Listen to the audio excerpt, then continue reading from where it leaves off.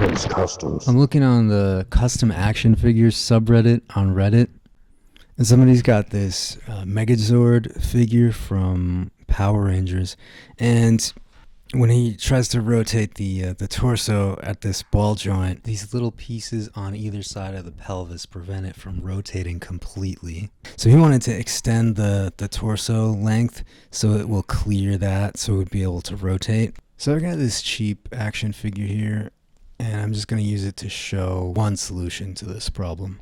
So he didn't have that ball joint rotation in his torso, so I cut him in half and I added a ball joint, so we would be starting with a similar thing. So he turns left and right. I'm going to pop off the upper torso and then extend the length of it by adding some modeling compound.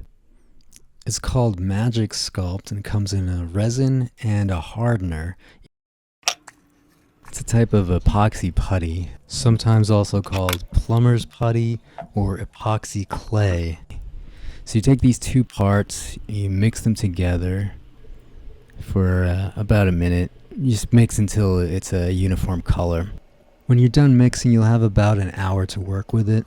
It'll start out really soft and sticky, and it'll get progressively harder as you work with it. If you don't like how it sticks to your fingertips at first, you can just leave it alone for maybe 10 minutes.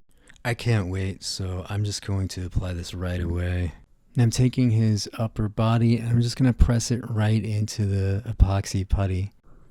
That will carve out the shape that it needs to plug into, and every few minutes I'm going to rotate it just so that it doesn't harden in such a way that it cannot move when it's done. Now this is a pretty good solution for custom action figures. As long as you keep the pieces fairly thick, it will be very strong and hard to break. When you get to making little fangs and spikes and things, those can be thin enough where you may be able to break them. They're still going to be pretty strong though. I'm not going to show it here, but every 10 minutes or so, I'm going to pick this up and rotate it just to make sure it hasn't frozen. Now to the next day, and the epoxy has completely cured. It's very strong. You can still rotate everything completely around. And of course this looks like garbage. This is not meant to be anything good. I'm just trying to show the technique here. As you can see, it's very strong, really hard to break. Can't even break it off with my hand. If the initial stickiness of it turns you off, put some gloves on for the initial mixing and then maybe leave it for 10-15 minutes, then pick it up again. You'll like it a lot more. Of course, I prefer to work now with actual plastic, and I'll have a video on how to do that coming soon.